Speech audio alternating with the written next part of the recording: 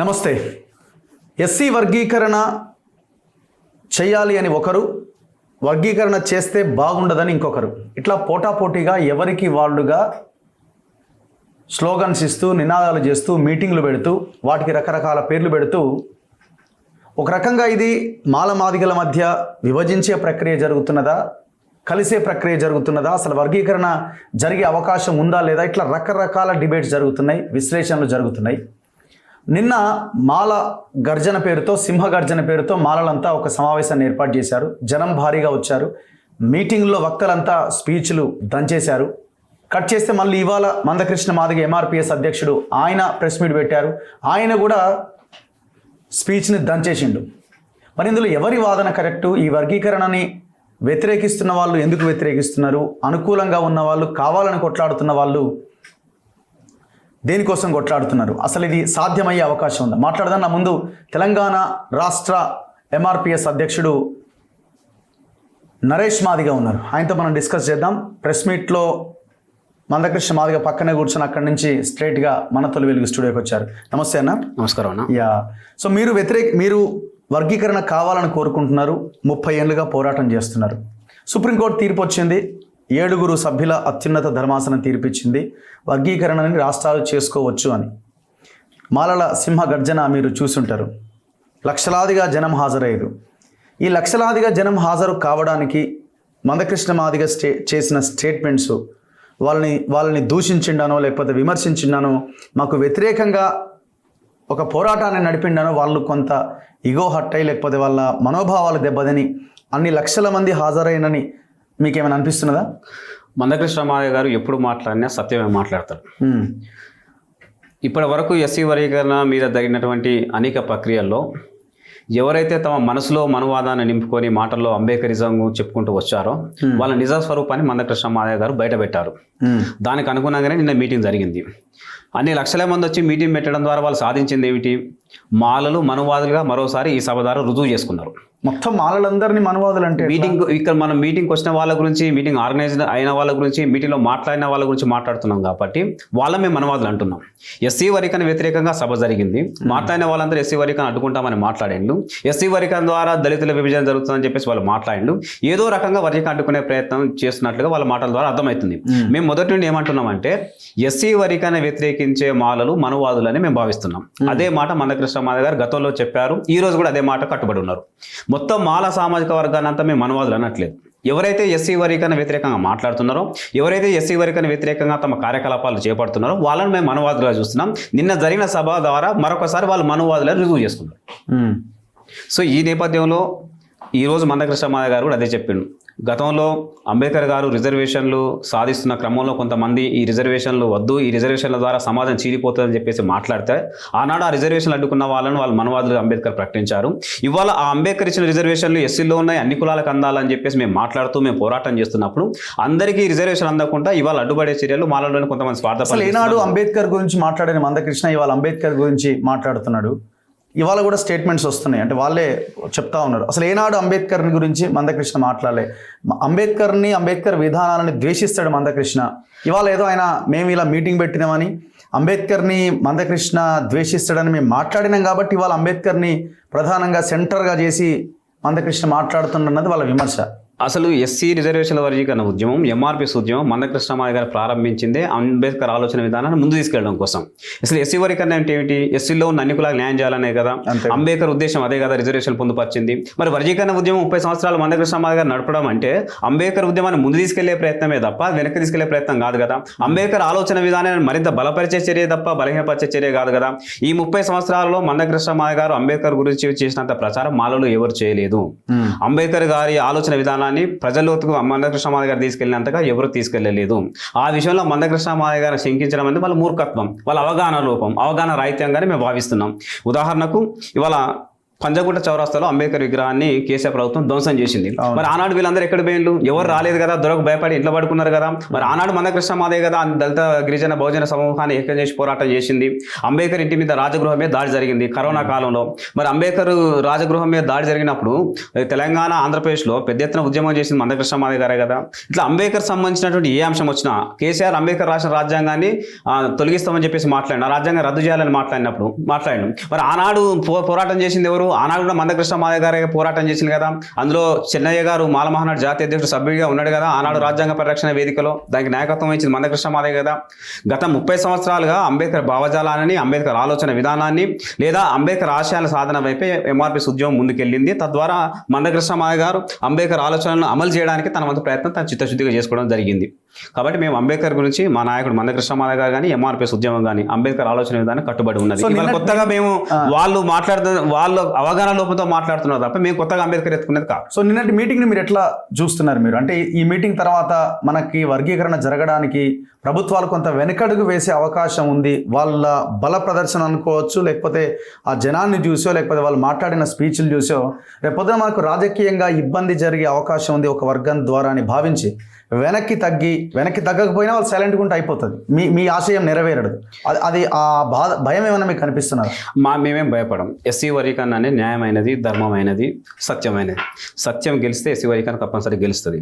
ధర్మం గెలుస్తుంది, ఎస్సీ వర్గీకరణ గెలుస్తుంది. న్యాయం గెలుస్తుంది, ఎస్సీ వర్గీకరణ గెలుస్తుంది. వాళ్ళ గుంట నక్కుల అరుపులు విని రేవంత్ రెడ్డి ప్రభుత్వం వెనుకపోతుందని చెప్పేసి మేము భావిస్తలేము. వాళ్ళ జనాభాతో పోల్చుకుంటే మాదిగల జనాభా ఎక్కువ. తెలంగాణ రాష్ట్రంలో అత్యధిక జనాభా మాదిగల్ని రేవంత్ రెడ్డి ప్రభుత్వం దూరం చేసుకోదని మేము నమ్ముతున్నాం. రెండోది, కాంగ్రెస్ పార్టీ విధానపరంగా ఎస్సీ వర్గీకరణకు అనుకూలంగా ఉన్నది. ఇప్పుడే కాదు, మొదటి నుండి అనుకూలంగా ఉన్నది. 1975లో పంజాబ్లో ఎస్సీ వర్గీకరణ అమలు చేసిన మొదటి ప్రభుత్వం కాంగ్రెస్ ప్రభుత్వమే. అలాగే ఉషా మేర కమిషన్ చేసింది సోనియా గాంధీ గారే. అంటే తద్వారా ఆమె ఎస్సీ వర్గీకరణ అనుకూలంగా ఉన్నట్టు రుజువు చేసుకుంది. రాహుల్ గాంధీ గారు 2018 ఎన్నికల సమయంలో గద్వాల సభలో బహిరంగంగా చెప్పిండు ఎస్సీ వర్గీకరణ మా పార్టీ కట్టుబడి ఉంది, మేము అధికారానికి వచ్చిన తర్వాత ఎస్సీ వర్గీకరణ ప్రక్రియ పూర్తి చేస్తామని చెప్పేసి ఆయన మాట ఇవ్వడం జరిగింది. ఆ తర్వాత ఆయన పాదయాత్ర చేసినప్పుడు మందకృష్ణ మాదే గారు పోయి కలిసిన సందర్భంలో కూడా వర్గీకరణ మీద ఆయన హామీ ఇచ్చిండు. మొన్న సుప్రీంకోర్టు తీర్పు వచ్చిన తర్వాత కూడా ముఖ్యమంత్రి రేవంత్ రెడ్డి గారు అసెంబ్లీ వేదికగా ఎస్సీ వర్గీకరణ చేస్తామని మాట ఇచ్చిండు. ఇప్పుడు కాంగ్రెస్ పార్టీ జాతీయ అధ్యక్షుడు మల్లికార్జున ఖర్గే గారు చేవెళ్ళ డిక్లరేషన్ ఆయన రిలీజ్ చేసిన అందులో మొదటి అంశమే ఎస్సీ వర్గీకరణ అంశం ఉన్నది. ఆ తర్వాత ఆయన సొంత రాష్ట్రమైనటువంటి కర్ణాటకలో ఇప్పుడు ఎస్సీ వర్గీకరణ మీద ఒక కమిషన్ వేసిండు. అంటే కాంగ్రెస్ పార్టీ అధికారంలో రాష్ట్రాల్లో ఎస్సీ వర్గీకరణకు అనుకూలంగా ముందుకు సాగుతున్నది. కాంగ్రెస్ పార్టీ విధానపరంగా, సిద్ధాంతపరంగా కాంగ్రెస్ పార్టీ వర్గీకరణ కట్టుబడి ఉంది. సోనియా గాంధీ గారి నుండి మొదలుకుంటే నాటి ముఖ్యమంత్రి రేవంత్ రెడ్డి గారి వరకు అందరు ఎస్సీ వర్గీకరణకు అనుకూలంగా ఉన్నారు. కాబట్టి మాలలు తాత్కాలికంగా కొంత అడ్డుకోగలుగుతుందని దీన్ని శాశ్వతంగా నిలిపేసే కుట్రలు అయితే ఎట్టి పరిస్థితులు నిలబడవు. కంపల్సరీ వర్గీకరణ జరిగి తీరుతుందని మేము నమ్ముతున్నాం. ఈ విషయంలో రేవంత్ రెడ్డి అయితే వెనుకపోవడానికి మేము నమ్ముతున్నాం. మీరు ఎట్లాగైతే మాదిగల ఓట్లు దూరం చేసుకుంటుందా అని కాంగ్రెస్ని అడుగుతున్నారో, ఇంకో పార్టీని అడుగుతున్నారో, మాలలు కూడా అదే అడుగుతున్నారు. చేస్తారా మీరు చేయండి, మా ఓటు బ్యాంక్ మీకు వద్దా అని వాళ్ళు అడుగుతున్నారు. సో దెన్ ఈ ఊగిసల ఆటలో అసలు ఎందుకు అని కాలయాపన చేసే ఆలోచనే ప్రభుత్వాలు చేసే అవకాశాలు ఎక్కువగా ఉండొచ్చేమో. కాలయాపన చేస్తే ఎవరికి నష్టం? కాంగ్రెస్ పార్టీకే నష్టం. కాంగ్రెస్ పార్టీ ఎన్ని హామీలు ఇచ్చిందో ప్రజలు చూసిండ్రు. కాంగ్రెస్ పార్టీ ముఖ్యమంత్రి రేవంత్ రెడ్డి గారు అసెంబ్లీ వేదిక మాట్లాడిన విషయం చూసిండ్రు. 30 సంవత్సరాల పోరాటం చూసిండ్రు. ఇవాళ ఆ మీటింగ్ పెట్టిన తర్వాత ఎవరైతే మాల సింహగర్జన సభ పెట్టిందనో, సింహగర్జన సభకు మాలేతరులు ఏదైనా సామాజిక వర్గం పోయి ఆ మీటింగ్ లో ఉందా? పోనీ మాల ఉపకులాలని వచ్చిందా? మాది ఉపకులాలు వచ్చారా? ఎస్సీలోని ఎక్సెప్ట్ మిగతా 55 కులాలు ఎవరైనా వచ్చారా? ఏదైనా రాజకీయ పార్టీ వచ్చిందా? ఏదైనా ప్రజాసంఘం వచ్చిందా? రాలేదు. సమాజం మొత్తం ఎస్సీ వర్గీకరణ ఉద్యమంతో ఉన్నది, ఎంఆర్పీఎస్ ఉద్యమంతో ఉంది. ఎస్సీలోని మెజార్టీ కులాలు ఎస్సీ వర్గీకరణ చేయకపోవడం వల్ల ఒక మాదిలకే నష్టం కాదు కదా, మిగతా 57 కులాలు కూడా నష్టం కదా. ఒక మాదిలతో పాటు మిగతా 57 కులాల యొక్క ఆకాంక్షలు కాంగ్రెస్ పార్టీ గుర్తించాలి కదా, అందరికి న్యాయం చేసే విధంగా రావాలి కదా. ఒక కులాన్ని కాంగ్రెస్ పార్టీ దగ్గర పెట్టుకుని 58 కులాలను దూరం చేసుకుంటుందా, లేదా అందరికి సమన్యాయం చేసే వర్గీకరణ చేసుకుంటుందా అనే విషయం కాంగ్రెస్ తెలుసుకోవాలి. ఒకవేళ ఈ విషయంలో నిజంగా కాంగ్రెస్ పార్టీ వెనక్కపోతే మెజార్టీ ఓట్లను కాంగ్రెస్ పార్టీ దూరం చేసుకుంటుంది, కాంగ్రెస్ పార్టీ నష్టపోతుంది. ఇప్పుడు ఏమైపోయిందంటే రాజకీయాలన్నీ కూడా ఒక వర్గంలో ఒక భారీ చీలిక తీసుకొస్తే మొత్తం 100% ఓట్లే మనకు రావు. అప్పుడు ఏం చేస్తాయి? ఒక భారీ చీలిక తీసుకొస్తే ఒక వర్గం ఓటు మనకు వస్తే వచ్చే 20-30% అయినా ఎస్ మన వైపు పూర్తిగా నిలబడతారన్న ఒక ప్లానింగ్లో ఉంటాయి. ఇటు బీజేపీ అయినా ఇటు కాంగ్రెస్ అయినా మాలలు ఏమంటున్నారు? మీరంతా బీజేపీకి అనుకూలంగా ఉండి ఎంఆర్పీఎస్ అంతా బీజేపీకి అనుకూల ఉద్యమాన్ని చేసుకుంటా దీన్ని సాధించుకునే ప్రయత్నం చేసి సుప్రీంకోర్టు ద్వారా ఒక జడ్జిమెంట్ తెచ్చుకున్నారు. సో అట్లా మోదీ అండ్ బీజేపీ కూడా మాదిగల ఓట్లని కొంత కన్సాలిడేట్ చేసుకునే ప్రయత్నం వీళ్ళు చేశారు. సో ఇప్పుడు మాలలకు గనక మనం లాభం చేకూరిస్తే కాంగ్రెస్కి అడ్వాంటేజ్ అవుతుంది. అటు మీ ఓట్లు అటు వెళ్ళిపోయినా కూడా ఈ ఓట్లను మనం కన్సాలిడేట్ చేసుకోవచ్చు అనే ఆలోచన వీళ్ళు చేయొచ్చేమో. కాంగ్రెస్ పార్టీ చేస్తాం అని అంటే మీరు ఆల్రెడీ అటువైపు వెళ్ళే ప్రయత్నంలో ఉన్నారని కనుక వీళ్ళు భావిస్తే ఆ రకమైన ప్రయత్నం చేయొచ్చు. అసలు మమ్మల్ని దూరం చేసుకుంది కాంగ్రెస్ పార్టీ కదా. మేము బీజేపీ దగ్గరికి, నరేంద్ర మోడీ గారి దగ్గరికి ఎందుకు పోవాలి? ఎవరి వల్ల పోవాల్సి వచ్చింది? కాంగ్రెస్ పార్టీ వాళ్ళనే కదా. ఆల్రెడీ కాంగ్రెస్ పార్టీ ఒకవేళ మేము దూరమైన మాలలే దగ్గర ఉన్నారు అనుకుంటాం. వాళ్ళ దగ్గర ఉన్నప్పుడు మరి దగ్గర తీసుకోవాల్సింది మాదిగలనే కదా, మాలలు కాదు కదా. తెలంగాణలో మెజార్టీ జనాభా మాదిగలే కదా. మహబూబ్ నగర్ లో రేవంత్ రెడ్డి సొంత నియోజకవర్గం కదా, ఆయన ఒప్పుకున్నాడు కదా తెలంగాణలో మాదిగల మెజార్టీ జనాభా అని. రెండోది, ఒకవేళ నిజంగా కాంగ్రెస్ పార్టీ ఓట్ బ్యాంక్ రాజకీయాల పాల్పడుతుందా, సామాజిక న్యాయం పట్ల చిత్తశుద్ధితో ఉందనే విషయం ఈ విషయం తీరుస్తుంది. పార్టీలను అదే కదా చేసేది. ఒకవేళ అదే పార్టీలకు చేసినా, బీజేపీ చేసినా, బీఆర్ఎస్ చేసినా వాళ్ళకి కావాల్సింది ఓట్లే కదా. ప్రజలన్న యాంగిల్ ఎక్కడ ఉంది? ఓకే అదే విధానం మీద వాళ్ళు నిజంగా ఓట్ బ్యాంక్ రాజకీయాలతో దీన్ని ముడిపెట్టి మాదిగలకు వర్గీకరణ చేయకుండా మాలల ఓట్ల కోసం ఆలోచిస్తే దానికి సంబంధించినటువంటి రిజల్ట్, దాని ఫలితం ఇప్పుడు స్థానిక సంస్థ ఎన్నికల్లో మాదిగల గురించి చూపెడతారు. ఇప్పటికే వాళ్ళు చేసినటువంటి మాదిగలకు వర్గీకరణ మీద ఇచ్చిన హామీల వల్ల, చేసిన మోసాల వల్ల కాంగ్రెస్ పార్టీ మాదిగలు దూరమైన తర్వాత లక్ష్యాన్ని సాధించడం కోసం బీజేపీ దగ్గర మోడీ గారు మాదిగలకు ఆత్మవిశ్వాసాన్ని ఇచ్చిండు. దీన్ని పరిష్కారం చేయడం కోసం ముందుకు వస్తా అని చెప్పి మాట్లాడిండు. తద్వారా గత ఎన్నికల్లో మాదిగలంతా మోడీకి అనుకూలంగా నిర్ణయం తీసుకున్నారు, బీజేపీకి ఓట్లు వేసిండు. ఈ విషయం వాళ్ళకి తెలుసు. ఇప్పుడు కనీసం దూరమైన మాదిగలు దగ్గర చేసుకోవడం కోసం ముఖ్యమంత్రి రేవంత్ రెడ్డి గారు ఒక ప్రకటన చేసిండు కాబట్టి ఆ ప్రకటన కట్టుబడి ఉండి ఎస్సీ వర్గీకరణ అమలు చేయడం ద్వారా సుదీర్ఘకాలంగా నానుతున్న ఈ సమస్యను పరిష్కారం చేసి ఎస్సీలోని మెజార్టీ కులాలకు న్యాయం చేయాలని చెప్పేసి మేము కోరుతున్నాం. ఇప్పుడు వాళ్ళు ఏమంటున్నారంటే మొత్తం మందకృష్ణ మాదిగ బీజేపీ వైపు వెళ్ళిపోయి తెలంగాణలో రేపు ఎన్డీఏ గవర్నమెంట్ని తీసుకురావడానికి ఆయన ప్రయత్నం చేస్తున్నాడు. మనువాదుల చేతిలో మనువాదులం మేం కాదు, మందకృష్ణ మాదిగ మేము ఎట్లా మనువాదులం అవుతాం అన్నది మాలలు నిన్న సింహగర్జనలో చెప్పిన మాట. వాళ్ళు మనవాదులు కాకుంటే సుప్రీంకోర్టు తీర్పుని ఎందుకు స్వాగతిస్తలేరు? పోనీ ఆనాడు వచ్చిన సుప్రీంకోర్టును వాళ్ళు స్వాగతించాలి కదా. సుప్రీంకోర్టు రాజ్యాంగ స్ఫూర్తి ప్రతిబింబించే నిర్ణయం చేసింది, సుప్రీంకోర్టు తీర్పును అందరూ గౌరవించాలని మాట్లాడాలి కదా. మరి ఈనాడు సుప్రీంకోర్టు తీర్పుని ఎందుకు వారు గౌరవిస్తలేరు? అసలు వరుస ఎస్సీ వర్గీకరణ వ్యతిరేకం అనేది దళితుల చీలిక తీసుకొచ్చే అంశంగా ఎందుకు చూస్తున్నారు? ఇది సామాజిక న్యాయ అంశంగా ఎందుకు చూడట్లేదు? చాలా కమిషన్ నివేదికలు ఎస్సీ వర్గీకరణ సామాజిక న్యాయం అని చెప్పింది కదా. ఇప్పుడు భారతదేశ రాష్ట్రపతి ఎస్సీ వర్గీకరణ గతంలో అనుకూలంగా నిర్ణయం తీసుకుని ఆమోద ముద్ర వేసిండు. ప్రధానమంత్రి ఒప్పుకున్నాడు, సుప్రీంకోర్టు ఒప్పుకున్నాడు, సమాజం ఒప్పుకున్నాడు. సమాజంలో ఉన్నటువంటి మెజార్టీ కులాలందరూ ఎస్సీ వర్గీకరణకు అనుకూలంగా ఉన్నారు. ఇప్పుడు ఇక్కడ ఈ వర్గీకరణ వ్యతిరేకించేది ఎవరు? ఒక సామాజిక వర్గం, అందులో కొంతమంది స్వార్థపరులే కదా. వర్గీకరణ వ్యతిరేకించడం అంటే రిజర్వేషన్లు వ్యతిరేకించడమే. రిజర్వేషన్లు వ్యతిరేకించడమే మనవాదం. రిజర్వేషన్లను బలపరచడం అనేది అంబేద్కర్ వాదం లేదా మానవతావాదం. మరి మోడీ గారి వాళ్ళు రిజర్వేషన్ల వర్గీకరణ బలపరచడం అంటే మేము మోడీ గారిలో మానవతావాద దృక్పథాన్ని చూస్తున్నాం. మరి ఎస్సీ వర్గీకరణ వ్యతిరేకించడం అంటే రిజర్వేషన్లు వ్యతిరేకించడం. మాలలు కొంతమంది స్వార్థపరులు వాటిని వ్యతిరేకిస్తున్నారు కాబట్టి వాళ్ళలో మనవాదం చూస్తున్నాం. కాబట్టి ఇప్పుడు వర్గీకరణ వ్యతిరేకించే వాళ్ళే నిజమైన మనవాదులు. ఇవాళ వర్గీకరణ తీర్పు వచ్చిన తర్వాత దాన్ని అమలు చేసే క్రమంలో దాన్ని స్వాగతించకుండా, మిగతా కులాలకు న్యాయం జరగడాన్ని జీర్ణించుకోలేకుండా దాన్ని ఇప్పటికీ అడ్డుకోవాలని మాట్లాడుతున్న వాళ్ళు మనవాదులు కాకుండా మానవతావాదులు ఎట్లయితారు? సో మందకృష్ణ మాదిగ ఇక్కడ డిమాండ్ చేస్తున్నాడు కదా తెలంగాణలో రేవంత్ రెడ్డి చెయ్యని. నిన్న సింహగర్జనలో ఒకరిద్దరు వక్తలు మాట్లాడారు మాలల వైపు నుంచి. బీజేపీ ఎక్కువ రాష్ట్రాల్లో అధికారంలో ఉంది, మరి ఆ రాష్ట్రాల్లో చేయమని చెప్పండి. మోడీ మానవతావాది, ఆయనే గొప్ప లీడర్ అని మందకృష్ణ చెప్తున్నాడు. ఆయన కోసం ఎలక్షన్స్ లో, మన ఎంపీ ఎలక్షన్ లో ప్రచారం చేసిండు. సో చలో ఆ బీజేపీ పాలిత నియోజకవర్గాల్లో చేయమని చెప్పమని వాళ్ళు ఒక ప్రశ్న ఇస్తున్నారు. రైట్. నిన్న సుప్రీంకోర్టు తీర్పు వచ్చిన తర్వాత భారతదేశంలో మొట్టమొదటి స్పందించిన ముఖ్యమంత్రి ఎవరు? రేవంత్ రెడ్డి గారే కదా. దేశంలో ఎస్సీ వర్గీకరణ అమలులో తీసుకొచ్చే మొదటి రాష్ట్రం తెలంగాణ అవుతుందని ఆయన కదా చెప్పింది. మరి కాంగ్రెస్ పాలిత రాష్ట్రాల్లో ఏదైనా ఒక రాష్ట్రంలో ఎస్సీ వర్గీకరణ అమల్లోకి వచ్చిందా? రాలేదు. హర్యానా రాష్ట్రంలో సుప్రీంకోర్టు తీర్పు వచ్చిన తర్వాత మొదట ఎస్సీ వర్గీకరణ అమల్లోకి వచ్చింది. మరి హర్యానాలో ఉన్నది ఎవరు? బీజేపీ పార్టీ కదా. నాయబ్ సింగ్ సైని ముఖ్యమంత్రి గారు మరి బీజేపీ కదా. బీజేపీ అక్కడ వర్గీకరణ అమల్లో తీసుకొచ్చింది కదా. కర్ణాటకలో గతంలో ఎస్సీ వర్గీకరణకు అనుకూలంగా బీజేపీ క్యాబినెట్లో తీర్మానం చేసి ఏ సామాజిక వర్గానికి ఎంత శాతం రిజర్వేషన్లు ఇవ్వాలని నిర్ణయం చేసింది. మరి ఇప్పుడు మీరు కొత్తగా ఈ సుప్రీంకోర్టు తీర్పు వచ్చిన తర్వాత ఆ నిర్ణయానికి అనుగుణంగా ఒక జీవో విడుదల చేసి దాన్ని అక్కడ అమల్లో తీసుకురావచ్చు కదా. కర్ణాటకలో కాంగ్రెస్ పార్టీ అధికారంలో ఉన్నది కదా. మరి అక్కడ ఎందుకు తీసుకురావట్లేదు? అంటే బీజేపీ ఉన్న రాష్ట్రాల్లో ఎస్సీ వర్గీకరణకు అనుకూలంగా వేగంగా నిర్ణయాలు తీసుకుంటుంది, వర్గీకరణకు అనుకూలంగా ముందుకెళ్తున్నది. ఇవాళ మహారాష్ట్రలో కూడా మొన్నటి ఎన్నికల్లో ఎస్సీ వర్గీకరణకు అనుకూలంగా వాళ్ళు నిర్ణయం తీసుకున్నారు. మెజార్టీ దళితుల ఓట్లు బీజేపీ పోయింది. మహారాష్ట్రలో వర్గీకరణ చేయడానికి కూడా వాళ్ళు సిద్ధపడుతున్నారు. బీజేపీ ఉన్న రాష్ట్రాల్లో వర్గీకరణకు అనుకూలంగా వేగంగా కదలికలు జరుగుతున్నాయి. కాంగ్రెస్ ఉన్న రాష్ట్రంలో నిర్లక్ష్యం జరుగుకుంటూ వస్తున్నది. కాబట్టి ఇవాళ ఇక్కడ ఈ రాష్ట్రంలో 2018 ఎన్నికల్లో మేము కాంగ్రెస్కే కదా సపోర్ట్ చేసింది. గతంలో కూడా కాంగ్రెస్ సపోర్ట్ చేసి ఉన్నాం కదా. 10 ఏళ్ళు వాళ్ళు అధికారంలో ఉన్నారు కదా. 10 ఏళ్ళు తెలుగు నేల మీద తెలంగాణ ఉద్యమం ఒకటి, వర్గీకరణ ఉద్యమం ఒకటి, రెండు బర్నింగ్ ఇష్యూస్ నడిచినాయి. ఒక ఉద్యమ సమస్య పరిష్కారం చేసిండు. తెలంగాణ కోసం చనిపోయిన వాళ్ళు ఉన్నారు, వర్గీకరణ కోసం చనిపోయిన వాళ్ళు ఉన్నారు. కానీ తెలంగాణ సమస్యనే పరిష్కారం చేసింది కదా. ఆనాడు కాంగ్రెస్ పార్టీ వర్గీకరణ సమస్యను విస్మరించింది కదా. తెలంగాణతో పాటు వర్గీకరణ కూడా సమస్యను పరిష్కారం చేస్తే మేము ఇంకోరి దగ్గర పోవాల్సిన అవసరం ఎందుకు వచ్చేది? అవకాశం కల్పించింది కాంగ్రెస్ పార్టీ కదా. దీని బాధ్యత కాంగ్రెస్ పార్టీ వహించాలి. సో రాబోయే రోజుల్లో దీన్ని ఎట్లా మీరు ముందుకు తీసుకెళ్లబోతున్నారు? ప్రస్తుతం మా దృష్టి అంతా ఎస్సీ వర్గీకరణను అమలు చేసుకునే క్రమంలో రేవంత్ రెడ్డి గారి ప్రభుత్వం మీద ఒత్తిడి తీసుకొచ్చే ప్రయత్నంలో మేమున్నాం. వాళ్ళు షమీం అఖ్తర్ గారు హైకోర్టు మాజీ జడ్జితోనే ఒక కమిషన్ వేసిండ్రు. ఆ కమిషన్ ప్రజల అభిప్రాయాలు స్వీకరిస్తున్నది. అనేక సంఘాలు పోయి వినతులను అందజేయడం జరుగుతున్నది.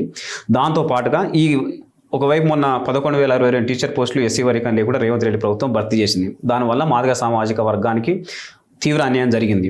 ఆ అన్యాయాన్ని జరుగుతున్న క్రమంలో మిగతా ఉద్యోగాలన్నీ నిలిపివేయాలి. ఇప్పటికే ఆయన ఇచ్చిన మాటకు విరుద్ధంగా 11,022 టీచర్ పోస్టులు భర్తీ కావడం వల్ల మాదిలకు అన్యాయం జరిగింది. మిగతా టీచర్ పోస్టులన్నీ భర్తీ చేయడం నిలిపివేసి ఎస్సీ వర్గీకరణ వెంటనే అమల్లో తీసుకురావాలని దాని మీద మా కార్యాచరణ కొనసాగుతుంది. దానికోసం ఇప్పుడు తెలంగాణ రాష్ట్ర వ్యాప్తంగా అన్ని జిల్లాల్లో మా సభలు పెట్టుకుంటూ వస్తున్నాం. ఒకవేళ ఎస్సీ వర్గీకరణ మీద వెంటనే నిర్ణయం తీసుకొని దాన్ని రేవంత్ రెడ్డి గారు వేగవంతంగా అమల్లో తీసుకొస్తే దాన్ని మేము స్వాగతిస్తున్నాం. ఒకవేళ అమల్లో తీసుకురావడానికి నిర్లక్ష్యం చేస్తే రేవంత్ రెడ్డి ప్రభుత్వం మీద ఒక మరో భారీ ప్రజా ఉద్యమం నిర్మాణం కాబోతుంది. ఎంఆర్పిఎస్ మీద ఉన్న మరో విమర్శ ఏంటి అంటే ఈ వర్గీకరణ అవ్వడం కంటే ఎక్కువ దీని వెనకాల రాజకీయం చేస్తున్నారు అని. సుప్రీంకోర్టు ఒక జడ్జిమెంట్ ఇచ్చింది, రాష్ట్రాలు చేసుకోవచ్చని. సైలెంట్గా పని అయ్యేలాగా చేసుకోకుండా మాలలు తాస్పాముల కంటే భయంకరంగా దాన్నైనా నమ్మొచ్చు కానీ మాలలు నమ్మలేమని, మాలలు మనువాదులని ఇలాంటి స్టేట్మెంట్స్ ఇచ్చి వాళ్ళని అనవసరంగా రెచ్చగొట్టిండ్రా అన్న ఒక విమర్శ వస్తుంది. అసలు త్రాచుపాము అని కృష్ణమాదేవ్ గారు కానీ అది వాళ్ళు సృష్టించుకునేది. అది ఎప్పుడు అనలేదు, అది ఇప్పుడు కాదు అనేది. ఒకనాడు 2000 సంవత్సరం 2001 మొదటి దశలో వాళ్ళు ఫైనాన్షియల్ గా గట్టిగా ఉన్నారు, వాళ్ళు మొత్తం వాళ్ళే దొబ్బి తింటున్నారు, ఇవన్నీ స్టేట్మెంట్స్ మందకృష్ణ నుంచి వస్తున్నాయి అన్నది వాళ్ళ త్రాచుపాములు అనే దాన్ని కృష్ణమాదేవ్ గారు ఏనాడు మాట్లాడలేదు. అది వాళ్ళు వర్తింపజేసుకొని వాళ్ళ సామాజిక వర్గాన్ని రెచ్చగొట్టడం కోసం వాళ్ళు సృష్టించుకునే నినాదం తప్ప కృష్ణమాదేవ్ గారు ఏనాడు ఆ మాట మాట్లాడలేదు. రెండోది మనవాదులని బరాబరిగా మాట్లాడినాం. 30 ఏళ్ళు ఇంత పెద్ద ఎత్తున పోరాటం చేసి సుదీర్ఘమైన పోరాటం చేసి చివరికి సుప్రీంకోర్టు ద్వారా సాధించుకున్న తర్వాత కూడా వాళ్ళు అడ్డుపడుతున్న విధానాన్ని పరిశీలించిన తర్వాతనే వాళ్ళ మీద మనవాదులు అని చెప్పి మాట్లాడడం జరిగింది. సో దాంట్లో మనవాదులని అన్న దాంట్లో మేమేమో మాత్రం వెనక్కి తగ్గం, మేమేం ఆ విషయంలో బాధపడం, దాన్ని వాళ్ళు రెచ్చగొట్టినట్టేం కాదు. నా పాయింట్ ఏంటంటే వాళ్ళు ఏమంటున్నారు, మా పోరాటం మాదిగలతోని కాదు, మా పోరాటం ఎంఆర్పిఎస్తోని. ఎంఆర్పిఎస్తో మా ఫైట్, ఎంఆర్పిఎస్ఏ మొత్తం పరిస్థితికి కారణమైంది కాబట్టి ఎంఆర్పిఎస్తో మా పోరాటం అని వాళ్ళు అంటున్నారు. మీరేమంటున్నారు, మాలలందరూ మేము మనవాదులందరూ లేదు, మేము కొందరిని అన్నాం, ఎవరైతే వ్యతిరేకిస్తున్నా వాళ్ళని అన్నాను మీరు అన్నారు. మీ ఇద్దరు ఇస్తున్న స్టేట్మెంట్స్తోనే 2 కులాల మధ్య కొంత వైరుధ్యాలు వైషమ్యాలు వచ్చే పరిస్థితి కనబడట్లేదా? నేను ఒకటే ప్రశ్న అడుగుతున్న వాళ్ళను, మాలల్లో ఏబిసిడి వర్గీకరణ సమర్థించే ప్రజాస్వామికవాదులు కొంతమంది ఉన్నారు. మాదిగల్లో వర్గీకరణ వ్యతిరేక ఒక్కరిని చూపెట్టి మనం మాలల్ని 100% యునామస్గా మాదిగ సామాజిక వర్గం ఎస్సీ వర్గీకరణ కోరుతుంది. ఇందులో ఆవగింజంత భేదాభిప్రాయం ఎవరిలో లేదు. 100% చెప్తున్నాం. మాలల్లో ఎస్సీ వర్గీకరణ కోరుకునే కొంతమంది ప్రజాస్వామికవాదులు, కొంతమంది అంబేద్కర్ వాదులు ఉన్నారు. వాళ్ళని మేము గౌరవిస్తున్నాం. మేము మాల సామాజిక వర్గాన్ని మొత్తం ఎప్పుడు ఏనాడు ఏ విషయంలో దూషించలేదు. ఎస్సీ వర్గీకరణ వ్యతిరేకులు మేము మనవాదులు అంటున్నాం, ఎస్సీ వర్గీకరణ వ్యతిరేకులు మాకు శత్రువులు అంటున్నాం, ఎస్సీ వర్గీకరణ వ్యతిరేకులు అంబేద్కర్ భావజాలని వ్యతిరేకులు కాబట్టి మాకు వ్యతిరేకులం నేను చెప్తున్నాం. ఈ విషయంలో ఏ మాత్రం తేడా లేదు. దీన్ని ఇంకో రకంగా వాళ్ళు భావించుకుంటే మేమేం చేయలేం. మేము మొదటి స్పష్టంగా ఉన్నాం.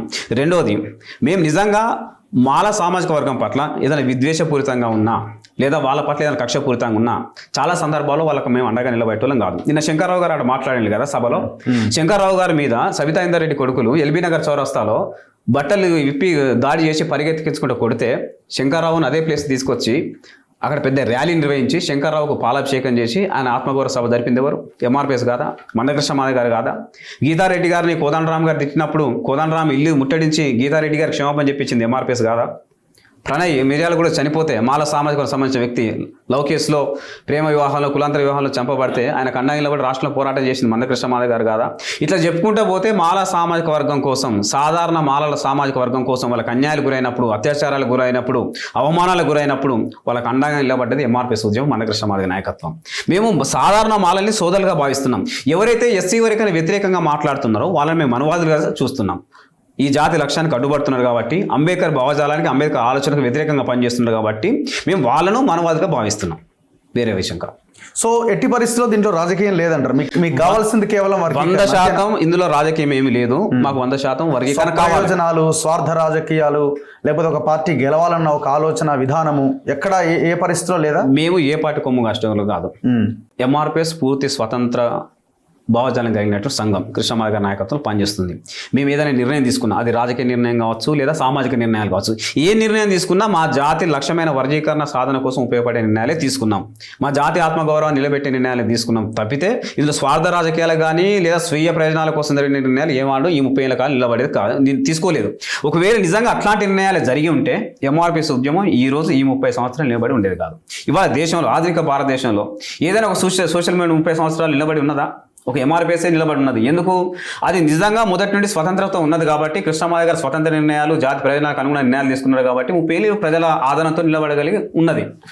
ఈ ప్రయాణాన్ని సరిగ్గా అర్థం చేసుకోలేని వాళ్ళు స్వప్రయోజనాల కోసం నడుస్తున్న ఉద్యమాన్ని, కొందరి రాజకీయ ప్రయోజనాల కోసం నడుస్తున్న ఉద్యమం అని చెప్పేసి అవాకు చెవాకులు పెడుతున్నారు తప్ప అందులో ఆవగింజంత నిజం కూడా లేదని మేము స్పష్టంగా తెలుసు. సో వివేక్ గారు డైరెక్ట్గా ఆయన రంగంలోకి దిగారు. మందకృష్ణ వర్సెస్ వివేక్ వెంకటస్వామిగా ఈక్వేషన్ మారిపోయింది ఇప్పుడు. గతంలో మందకృష్ణ అంటే ఒక ఇది ఉండేది, ఆయనకి పోటీగా ఇక్కడ ఇటువైపు నుంచి పెద్దగా మాట్లాడే వాళ్ళు కనబడకపోయేవాళ్ళు. ఇప్పుడు ఒక బిగ్ పర్సనాలిటీ మందకృష్ణ ముందు కనబడుతున్నది. సో ఈ ఫైట్ ఏ విధంగా ముందుకెళ్లే అవకాశం ఉంది? ఆయన అస్తరంలో అదృశ్యం అవుతాడే మేము భావిస్తున్నాం. వివేక్ అదృశ్యం అయిపోతాడు. అదృశ్యం మీన్స్ కృష్ణమాది వర్గీకరణ కోసం పోరాటం చేస్తున్నప్పుడు కృష్ణమాది గారిని వ్యతిరేకిస్తుంటే చాలా మంది మాల నాయకులు పుట్టుకొచ్చారు. కారణం శివాజీ కావచ్చు, జూబిడి ప్రభాకర్ రావు కావచ్చు, హర్ష కుమార్ కావచ్చు, ఇంకా చాలా మంది నాయకులు లక్ష్యంలు. ఒక దశకు వచ్చిన తర్వాత వాళ్ళకు వచ్చినటువంటి పేరు, వాళ్ళకి వచ్చిన గుర్తింపు, వాళ్ళ కులాన్ని అడ్డు పెట్టుకొని ఏదో ఒక రాజకీయ పార్టీలో చేరి లేదా ఏదో ఒక పదవి తీసుకొని ఆ పదవితో కక్కుర్తి పడి వాళ్ళ జాతి ఉద్యమాన్ని వదిలేసి వెళ్ళిపోయారు. వాళ్ళ స్వప్రయోజనం నెరవేరింది, వాళ్ళ అదృష్టమైనలు. వివేక్ గారు కూడా రేపు అదే పరిస్థితికి వస్తుంది. ఎందుకు?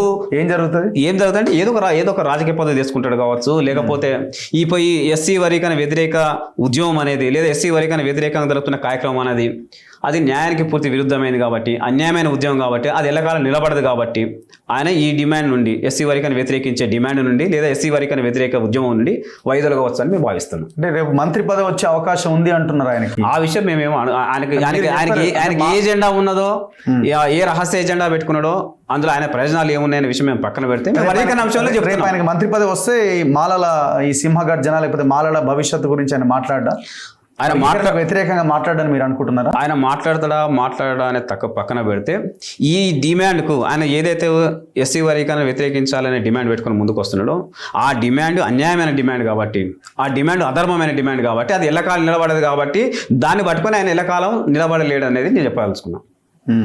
సో ఇట్లాంటి మీటింగ్స్ ఆల్రెడీ 33 జిల్లాల్లో పెట్టి వాళ్ళు సింహగర్జనకి ప్లాన్ చేశారు. సో వాళ్ళకి ఏమైనా రాజకీయ ఎజెండా ఉండి ఉంటుందా? ఇప్పుడు ఎస్సీ వర్గీకరణ వ్యతిరేకంగా చాలామంది మనసులో వర్గీకరణ వ్యతిరేకించాలనే ఉద్దేశం ఉంది. దానికోసం వీళ్ళు ప్రజాప్రతినిధుల నాయకత్వం వహించారు. ఎవరైతే వివేక్ వెంకటస్వామి కావచ్చు లేదా కేఆర్ నాగరాజు కావచ్చు, మరి కొంతమంది సమూహం కావచ్చు, వాళ్ళంతా నాయకత్వం వహించి ప్రజలను చైతన్యం చేసి ఆ కార్యక్రమం తీసుకొచ్చి మొత్తం ఫైనల్గా వర్గీకరణ అడ్డుకోవడం కోసం ప్రయత్నం చేసుకుంటూ వచ్చిండ్రు. ఇప్పుడు మేము వాళ్ళ రహస్య ఎజెండాలు ఏమున్నాయి, వాళ్ళ స్వీయ ప్రయోజనాలు ఏమున్నాయని దానికన్నా వాళ్ళు మాట్లాడుతున్న విషయాలని పరిగణన తీసుకొని నేను మాట్లాడుతున్నాను. ఇప్పుడు వాళ్ళ వెనుక ఉన్న విషయాలను, అవి సత్యానికి దగ్గర ఉన్నాయా, సత్యానికి దూరంగా ఉన్నాయా విషయం పక్కన పెడితే వాళ్ళ ఎజెండా మాత్రం వర్గీకరణ వ్యతిరేకమే కదా. వర్గీకరణ వ్యతిరేక విషయాల మీదనే దృష్టి పెట్టి మేము మాట్లాడుతున్నాం. వర్గీకరణ వ్యతిరేక ఉద్యమాలు నిలబడవు అనేది కాలం రుజువు చేసింది. ఇప్పుడు ఆ డిమాండ్ పట్టుకొని వస్తున్నటువంటి వివేక్ వెంకట స్వామి కూడా ఎల్లకాలం ఆ డిమాండ్తో నిలబడలేదని చెప్పి సో ఆయన కూడా అదే అంటున్నాడు కదా, మీరు వర్గీకరణ చేసుకోండి లేకపోతే ఇంకో రకంగా వెళ్ళండి, సుప్రీంకోర్టు ఇచ్చిన తీర్పు అనేది చెల్లదు, రాజ్యాంగాన్ని సవరించాలా, రాజ్యాంగ సవరణ చేసుకునే ప్రయత్నం చేయండి. అసలు సుప్రీంకోర్టులో వాళ్ళు ఇది జరగదు. గతంలో చంద్రబాబు నాయుడు చేసినా కూడా ఇది జరగలేదు, 4 సంవత్సరాల తర్వాత కొట్టివేయబడ్డది, ఇది కూడా కొట్టివేయబడుతుంది. ఆనాడు ఎందుకు కొట్టివేయబడ్డది? సుప్రీంకోర్టు ఆనాడు ఏం చెప్పింది? 2004 నవంబర్ 5వ తారీఖున ఎస్సీ వర్గీకరణ చేసుకునే అధికారం రాష్ట్ర ప్రభుత్వాలకు లేదు కాబట్టి మేము రద్దు చేస్తున్నామని చెప్పింది. ఒకవేళ ఆ వర్గీకరణ కావాలనుకుంటే పార్లమెంట్ చట్టం చేసుకోవాలని చెప్పింది. మేము ఆ తీర్పును సవాల్ చేస్తున్నాయి కదా, మళ్ళీ సుప్రీంకోర్టు పోయింది. ఇప్పుడు సుప్రీంకోర్టు ఏం చెప్పింది? ఎస్సీ వర్గీకరణ చేసుకునే అధికారం రాష్ట్ర ప్రభుత్వాలకు ఉందని చెప్పింది. ఆనాడు లేదని చెప్పింది సుప్రీంకోర్టు, రాష్ట్రాలకు అధికారం. ఈ రోజు రాష్ట్రాలకు అధికారం ఉందని చెప్పింది. మరి రాష్ట్రాలకు అధికారం ఉన్నదని సుప్రీంకోర్టు స్పష్టంగా తెలియజేసిన తర్వాత ఆ తీర్పు ప్రకారం ఇప్పుడు వర్గీకరణ అమలు తీసుకురావాలని అంటున్నాం. ఇప్పుడు ఆ సుప్రీంకోర్టు తీర్పు ప్రకారం పంజాబ్లో ఎస్సీ వర్గీకరణ అమల్లో ఉంది కదా, తమిళనాడులో అమలు జరుగుతున్నది కదా. ఇప్పుడు సుప్రీంకోర్టు తీర్పు వచ్చిన తర్వాత హర్యానాలో వర్గీకరణ అమలు జరుగుతుంది కదా, మరి ఆడ నిలబడ్డప్పుడు ఇక్కడ ఎందుకు నిలబడదు? ఇక్కడ కేవలం ఏదో కారణం చూపెట్టి ఎస్సీ వర్గీకరణ అడ్డుకోవాలనే దుర్మార్గమైన ఆలోచన విధానం తప్ప వాళ్ళ మాటల్లో లేదా వాళ్ళ నినాదంలో ఎలాంటి శాస్త్రీయత కానీ ఎలాంటి హేతుబద్ధత కానీ లేదు. చూద్దాం ఏం జరుగుతుందో. ఎనీవే థ్యాంక్ యూ అన్న, thank you very much. Thank you. అందరూ కలిసి ఉండాలన్నదే మా ప్రయత్నం. ఇది వర్గీకరణ మేమేమంటున్నాం, మేము అందరూ డిబేట్ చేస్తా ఉన్నాం. మేము తప్పకుండా అన్న వర్గీకరణ అనేది మళ్ళీ మీ ద్వారా ప్రజలకు చెప్పాలనుకున్నాను, ఎస్సీ వర్గీకరణ చేయడం అనేది దళితులను విభజించే అంశం కాదు. దళితులలో మరింత ఐకమత్యం తీసుకొచ్చే ప్రక్రియ. వర్గీకరణ జరిగిన తెల్లారి నుండి మాలమాదిగలు మిగతా ఉపకులాలందరూ కలిసి సమైక్యంగా ఐకమత్యంతో ముందు సాగుతారు. ఇది నిజం. గతంలో 2000 సంవత్సరాలు వర్గీకరణ జరిగిన తర్వాత 2004 వరకు 4 ఏళ్ళు అమల్లో ఉంది. ఆ 4 ఏళ్ళు మాలలు మాదిగలు ఉపకులాలందరూ కలిసి తమకు రావాల్సిన న్యాయమైన హక్కుల కోసం ఐక్య పోరాటాలు చేసిండు. భూ సంస్కరణ చట్టం అమలు కోసం పోరాటం చేసిండు. ప్రైవేట్ రంగంలో రిజర్వేషన్ల కోసం పోరాటం చేసిండు. ఎస్సీ ఎస్టీ ఉద్యోగుల ప్రమోషన్ రిజర్వేషన్ల కోసం పోరాటం చేసిండు. ఇవాళ తెలంగాణ రాష్ట్రంలో రేపు ఎస్సీ వర్గీకరణ అమలు జరిగిన తర్వాత కూడా మాలలు మాదిగలు ఉపకులాల ఐకమత్యంతో ఉండి వాళ్ళకు రావాల్సిన హక్కుల కోసం వాళ్ళ ఐకమత్యంతో పోరాటాలు చేస్తారనేది రేపు భవిష్యత్తులో మనం చూడబోతున్నాం. Thank you very much. So ఇది నరేష్ మాదిగతో స్పెషల్ ఇంటర్వ్యూ ఈ వర్గీకరణ అంశం మీద. చూస్తూనే ఉండండి మన తొలి వెలుగు.